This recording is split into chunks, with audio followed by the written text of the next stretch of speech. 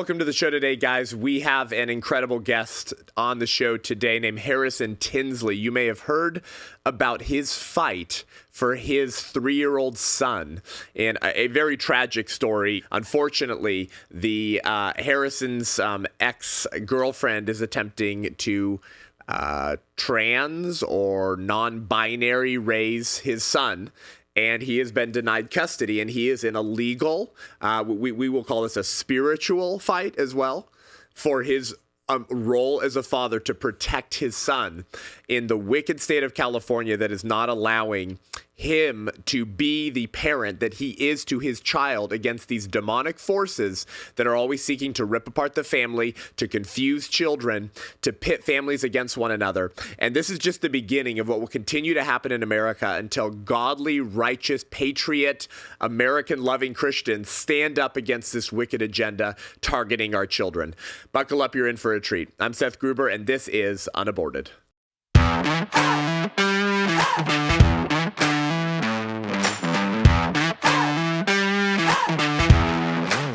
Harrison, welcome to the show, brother. Thank you so much, man. Good to be here. Yeah, thank you for your time, man. So, hey, your story's been kind of just echoing across this country, and we're just so grateful for your courage. This is hard stuff. This is not fun. You did not ask for this. Nobody would want this fight that you're in. And yet not enough parents are standing up against what's happening in California, across the country, to our children with gender ideology, gender delusion, what's happening in the schools. And so I just want you to tell your story, brother. For those who haven't heard it, this is a pro-life podcast, but we talk about the culture war at large because so many of these issues, they kind of intersect. They actually have a lot in common. And it's interesting that it's always the same wicked politicians and ideologues behind all of these various issues. And so it's important for people to understand that, like, this is getting normalized really fast. And so I want you to kind of just start telling your story from the beginning as if no one's ever heard it before, because I think we really need to be blowing the trumpet, warning people, and that's why you're speaking, brother. Yeah, absolutely, man. Courage is the most important virtue. It's definitely what society's been lacking and what we need more of, especially with strong men. I do see a lot of moms starting to stand up. I'm thankful for that. But my story starts 4 years ago-ish. I was in the Bay Area. I met a girl at karaoke. I sang her a song. We ended up dating and falling in love. And unfortunately, we never agreed politically. And I always thought that was something that should be okay. We could just agree to disagree on some things. But I think the country's just become so polarized. Wow. That's not possible anymore. But shortly into our relationship, she ended up getting pregnant. And thankfully, I know you said you're a pro-life podcast. Thankfully, we were both very happy about that. Good. And I'm so grateful for that. And what ended up happening is his mom she has some pretty severe mental illness problems, at least to the best of my knowledge. And she just became very hostile towards me. I was getting threatened daily that I wouldn't see my son if I wasn't exactly who she wanted me to be. Didn't believe exactly what she wanted me to believe, especially politically. And it got to a point where she broke up with me and sent me a cease and desist letter from her attorney. Was she still pregnant at this point? Oh, yeah. So this is like halfway into her pregnancy, like 4 or 5 months. Wow. And then I was cut off from there. And I didn't know when my son was born. I found out about a week after from just social media. Someone showed me, one of her friends, and figured out what I was going to do. So 2 months after I found out he was born, I filed in court in San Francisco, family court. And it took 13 more months for me just to meet him. So I finally met my son when he was 15 months old, which was a travesty. It was too long, but those months made me stronger, better man, to be a better dad for him. Is the Mr. Brightside look on it. And so you were not allowed to see your son, to go to the hospital on the day of birth, to have any interaction with your son, who I understand you guys weren't married, but it's not like, I mean, this was consensual sex. I mean, like, this is your child. All right, it takes two to tango. And you were not allowed to have any contact or relationship. Yeah, not till he was 15 months old. That's how long it took. What was the argument of your ex-girlfriend in the court as to why you had to cease and desist as the father? There wasn't a very strong argument for that particular thing, but essentially they made me get a DNA test, and then they made me they went off on COVID. It was during when COVID first started, and they definitely used that to their advantage. I think that's part of the reason it took so long, which is unfortunate. Wow. And just some lies about me and nothing too crazy. But I guess in family court, it's not like criminal court and constitutionally protected court that everybody thinks of. Like there's no innocent until proven guilty. It's basically guilty until proven innocent in family court. Wow. So you Yeah. you meet your son at 15 months old. What happens from there? Well, I mean, you look him in the eyes and your whole life changes. It's like That's time right. stands still and you're just like this moment in history that you'll never forget. Feeling, Yep. that feeling of meeting your kid for the first time is just magical and incredible. From there, I started visits, which the first ones had to be supervised, not professionally, just by like her dad or friend.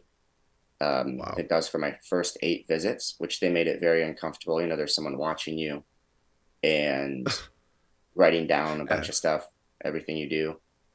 As if you're a danger.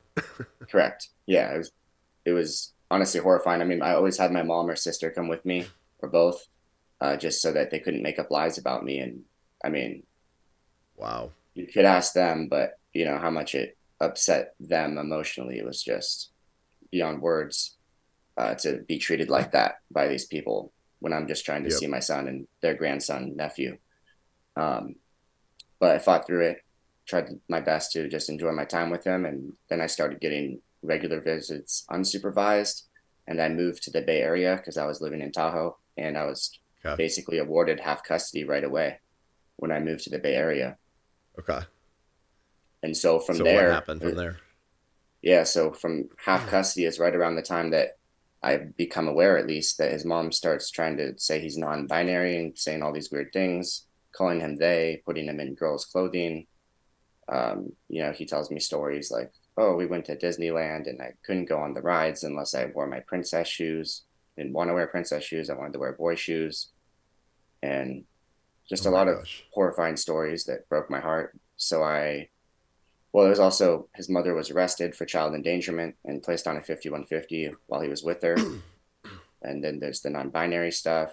I ended up getting granted a restraining order because she had been defaming me so heinously and so inaccurately for so long and harassing me constantly. And the restraining order was also violated.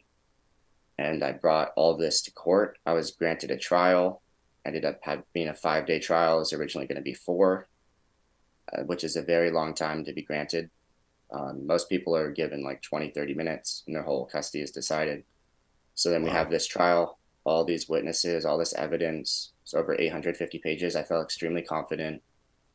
And it just seemed like it didn't matter, I guess, what evidence or what we showed, because 2 months later, the court gave me a decision and they decided that they were keeping custody the same, that they wouldn't rule on gender, and that my son would continue to see the doctor that the mom preferred, who was a doctor that was in the trial, even saying that it's okay to treat kids as non-binary, and My expose gosh.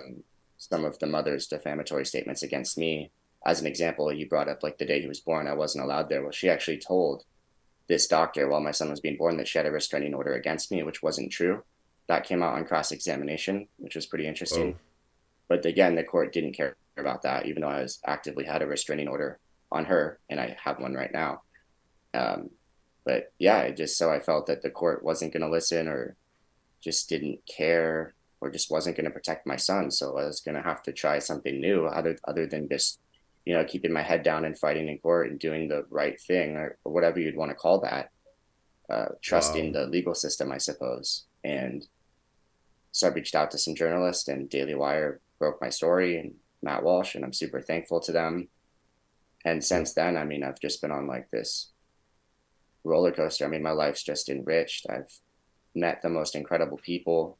I feel like I have such a solid purpose of fighting for children and for parents' Wow. rights, and just to be a part of this movement that I really think is starting to grow. And I think a lot of people are waking up and they don't want these That's harmful right. trans ideologies pushed on kids. Everybody That's knows right. it's wrong. I mean, I go to the Capitol in California, and there'll be like people standing next to me, like Aaron Friday, and they'll be like, I'm a left-wing Democrat. I have been my whole life, but this is insanity, and we can't do this anymore."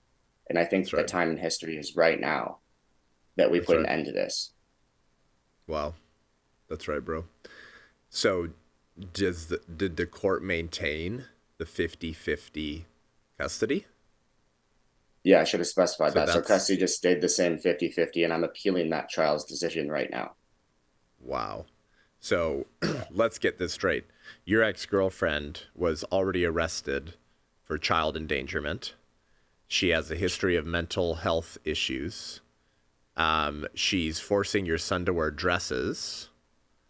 And you don't get to pick the child's doctor. And the court still says that you should not have full custody. That's correct. And there's also a bunch more little things in there, things my son claims and different things that have happened. But yeah, that's accurate. And just to be clear, though, on those charges, it is San Francisco, and she was let off the charges. However, I knew that family court's burden of proof is lower than criminal court. And Yeah. so, I had all the body camera footage from the police officers and the 911 call, et cetera, all these things. So I thought that it was enough to at least mean something. But I think since they let her off on the charges, the DA didn't prosecute. And then also CPS decided that their investigation, the allegations were unfounded, something close to those words. I think the family court couldn't rule because of those two things. Wow. Unbelievable. But if you saw the You're body camera footage and heard all the stuff and saw the evidence, I mean, any parent would be out of their mind worried. Yeah. Yeah. Okay. Yeah. I'm sure that's Yeah. hard enough to talk about. So how is the fight going now? How's things going with your son? I mean, have things calmed down at all, or is your ex-girlfriend still pushing every weird gender delusion onto your son? So somehow he's doing amazing. He's a happy kid. He fully knows he's a boy. He'll express that if you ask him. If you say anything else, he'll yell and scream at you. I'm not a girl, I'm a boy. He's not about it at all. And I'm really thankful that he has that rebellious spirit in him. And, his Yeah. mom seems to keep calling him they. And, Oh, recently me and my attorney requested that she would treat him as a boy. And her and her attorney didn't like us requesting that. It was part of a debate between the attorneys over a preschool thing that we were arguing about. But I can tell you yesterday, wow. she was sending me messages on the family court app where she's allowed to communicate with me, and she did call him a he. I don't know if that was a Freudian slip or what it was, but I found it interesting. That was just yesterday. But yeah, I mean, as far as I can tell, for the most part, she's still going with it. I haven't heard or seen, dresses or anything too crazy as of lately, but it could be hidden from me. Although I can tell you, usually my son would tell me those sorts of things, but there's no way to know for sure. I'm not there. Um, you know, Yeah. So I just do Yeah. my best when I have him half the time to tell him truth, teach him good values, lessons, and just love him. Amen. We'd like to thank our sponsor, Every Life Diaper Company, the only pro-life diaper company in America. I mean, this is just like the reason that they have to be a sponsor of the show is unreal. Like, we're partnering with them because all 8 of the major American diaper companies rhetorically support or financially support the abortion industry. So the baby industry that profits off of selling things for babies, it supports or funds the killing of babies, which means that there's less babies, which means that they don't make as much money. Yeah, try to explain that, okay? Nothing explains that except the woke mind virus, okay? That is a result of this culture of death, and you can't defeat the culture of death by funding a culture of death. This is how we win and fight back, by creating an alternative economy to fund the kind of culture we want to build. Okay, so listen, if you've got kids, I've got 3, all right? We got lots of poop around the house, right? We got to have diapers. If you need to have diapers anyways, Go to everylife.com, promo code Seth10, Seth10, Seth10, okay? And if you sign up for the membership, then you actually save a little bit more money. Promo code Seth10. Get your diapers from Every Life. Let's bankrupt every pro-abortion diaper company because conservative pro-life Christians have the most kids anyways. So it's actually the pro-life Christians who are funding the pro-abortion diaper companies. We got to stop this. Thank you to our sponsor, Every Life. Go to everylife.com, promo code Seth10, Seth10 to get 10% off your first order. This conversation, Harrison, is particularly poignant and relevant because very recently, as you're well aware, because you've been fighting this stuff, you've been going around the country speaking at these rallies, and the state of California was pushing AB 957, and in a shocking move, Gavin Newsom actually vetoed the bill, which many people think is actually evidence that he's running for president. We'll see, or that he's afraid he would actually tick off his Democrat voters because the bill was too radical. But just to put this in context for those listening, there was a bill that had made it through the California Senate and made it to the governor's desk that would allow the state to essentially take your child, deny you custody rights if you refuse to use your child's preferred pronouns or did not support, chemical intervention. And the entire transgender delusion. And if you opposed that and refused to cater to your child's gender confusion, you could essentially lose your custody rights, basically. And if a mental health expert, quote unquote, deemed that you were harming your child's mental health by refusing to go along with delusion, you could lose your custody rights. I think that Newsom probably understood that he would probably lose a ton of political capital with his Democrat voters if he passed that. But the point is that there are politicians, elected politicians in the Democrat Party in California that made that go all the way through the House and the Senate, all the way to the governor's desk. So essentially, your battle would be over. At the state level, you'd be done. You wouldn't be able to see your kid. I mean, it's just... It was crazy, man. I mean, I can tell you this. First of all, it's a miracle that Newsom vetoed it, regardless of the reason. I'm super thankful.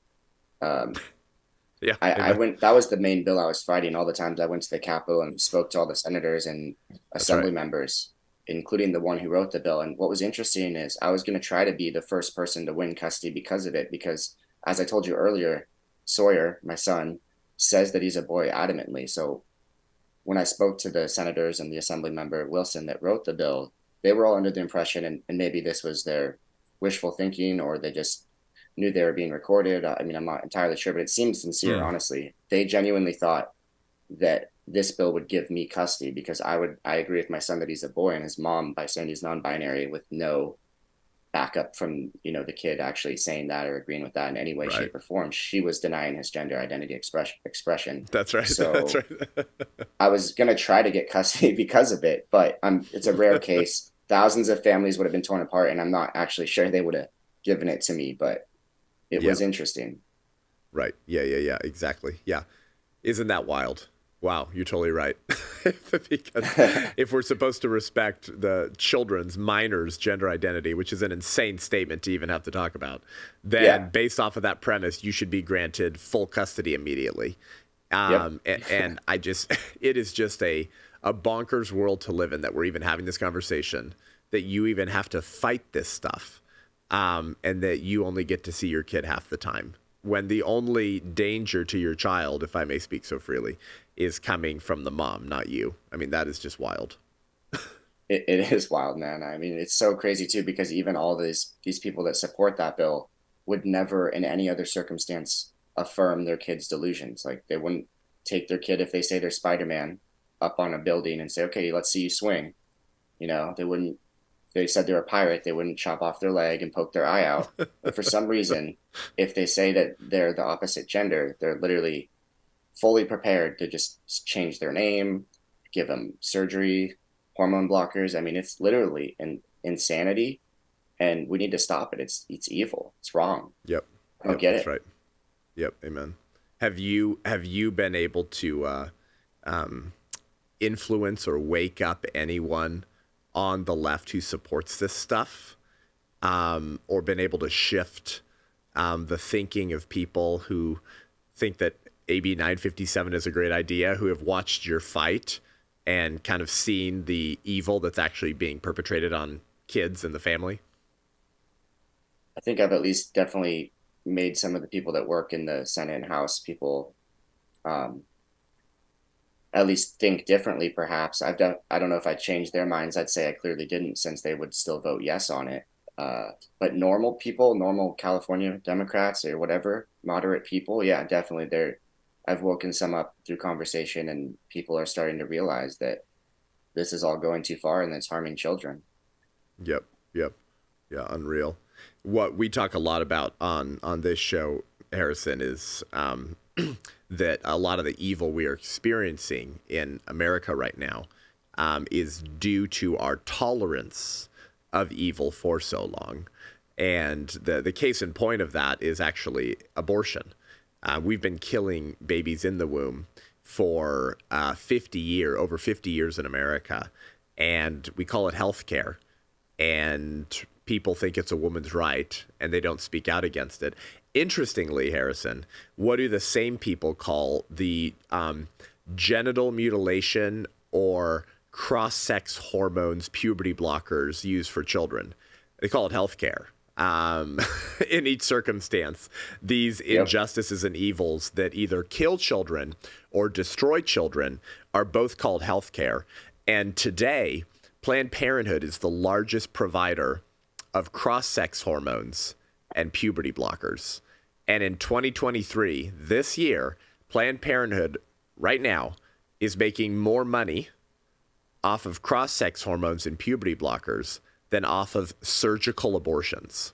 They're now profiting more off of gender delusions, Harrison, than off of killing children in the womb. And so we talk about this a lot on the show because all of the same people are behind this. For whatever reason, these issues, baby killing, transing the kids, sexualizing children, they seem to function as part of the same pagan religion for those who are actually pushing this stuff forward. And so we shouldn't be surprised that those who kill children will target children, will sexualize children, will corrupt children, because they've been profiting off of the destruction of children for over 50 years. And so we're just so grateful to have men like you in this fight now, because things are getting real. And when these kind of ideologies begin to actually tear your family apart, and other people's family apart in California and across the country, that's when people start waking up, when the injustices comes to knock at their door. And then they start realizing, wow, this didn't happen suddenly. This was happening gradually for a long, long time. And what it's going to take is not just politicians with a spine. Yes, it's going to take normal men and women who have had enough and will start speaking out with a freaking bullhorn, with a megaphone, like you're doing. And so we're just so proud of you, Harrison. And what would you say to families, to parents who are not engaged in this fight? Like, where does this go if people don't heed your warning and continue to be silent? Well, thank you for saying all of that. I mean, first of all, what you're saying with the healthcare, it's this Orwellian double speak and little one-liners they use to get people's, emotions flared up so that they don't think rationally about things. And, That's right. Look, transing the kids, abortion, I think they're two of the greatest evils we've ever perpetuated as a society. And history is going to look back on us, with dark eyes for those things. And I'm definitely proud to be part of the resistance against those things. And tell everybody at home, the time is right now. This is the moment in history. This is the time in the movie, in the story, where the heroes say no more. That's right. We're not going to put up with this. You're not harming children anymore. The time to be brave is right now. Otherwise, history will look back upon you as a coward. Is that how you want your grandchildren to remember you, or do you want to be remembered as someone who stood up for the right thing? Everyone's searching for purpose and meaning in their lives. This is a great thing as an adult, as a parent, as a good member of society. This is purpose, to fight for children and fight for truth and to stop evil. And we have a chance right now. This is the time. Have courage. No more harming children. That's right. Amen, bro. Well said. Hey, how? What's the update on your your court? What are your case? What are you at liberty to update us on? Yeah. And beyond that, how can people support you now in this fight?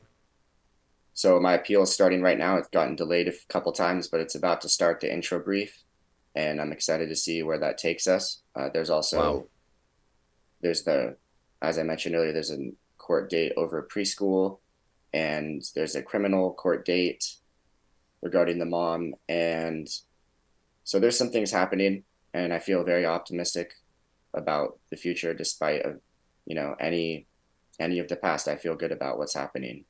And Wow. as far as my fight goes, I'm Harrison Tinsley on all social media. I have a Give Send Go for attorney's fees to support me and my Good. son. It's Give Send Go Saving Sawyer, and I Awesome. really Say that appreciate again. everybody.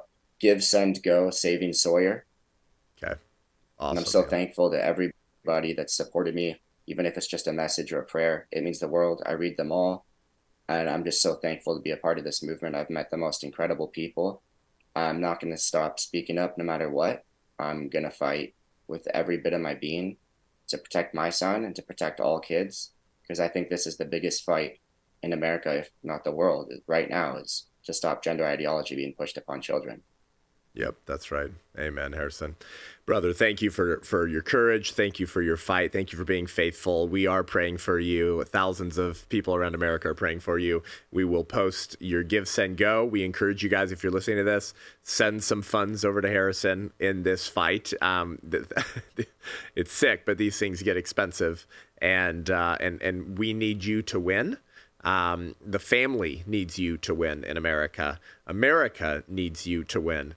And our prayer is that you continue to wake up all of the sleeping sheep in this country who continue to enjoy Netflix and chill and their comfortable cush lifestyle while you're fighting literally for the life, the sanity, the well-being of your son. And you guys, you need to get behind Harrison, and because the dam is starting to break open. And this fight will only get more intense until good people wake up. So, Harrison, stand fast, brother. We're grateful for you, and we'll see you soon. Thank you so much, man. Really appreciate it. Amen. Thank you guys for tuning into the show today. Head on over to iTunes, Spotify, YouTube. Give the show a rating and review. Go subscribe at Rumble, okay? Seth Gruber at Rumble, because we almost got digitally assassinated by YouTube with too many strikes. Head on over to Rumble. Give the show a rating and review on iTunes. Click 5 stars. It helps more people watch the show. Go to the show notes right now and go to Harrison's Give, Send, Go. If you can, send him a few bucks. Send him several $100. Send him whatever you can to help him with his attorney fees to fight for his precious son, Sawyer. What an awesome little firecracker he is to be fighting with his dad against these demonic, sick ideologies that have always tried to corrupt and ruin children. Y'all, that's nothing new. That's very old. This is actually the same fight we've been in for centuries in the world.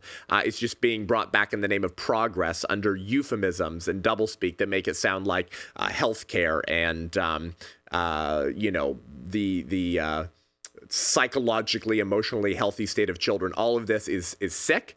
And it will come for your children, and it is in the schools, and it only will get worse until we get behind people like Harrison and begin to speak out. So go to his Give, Send, Go, support him. If you want to become a member of the White Rose Resistance, where we fight a lot of this stuff, go to thewhiterose.life, thewhiterose.life. If you become an ally at $35 a month, you get a free shirt, and you get our digital resistance community, where we have courses, curriculum, training, live calls with people like Eric Metaxas and others to mobilize you to go be the resistance against the culture of death. If you join at $70 a month, you join our Culture War Book Club, which we're launching at the end of November, I believe. Culture War Book Club, where we go through a book a month with me, and we discuss it live on Zoom to get you to be equipped to understand the times we live in, understand the ideologies that have architected this culture of death, so you can stand against that culture and for a culture of life before it's too late. Head on over to thewhiterose.life. We appreciate you guys. Until next time, I'm Seth Gruber, and this is Unaborted.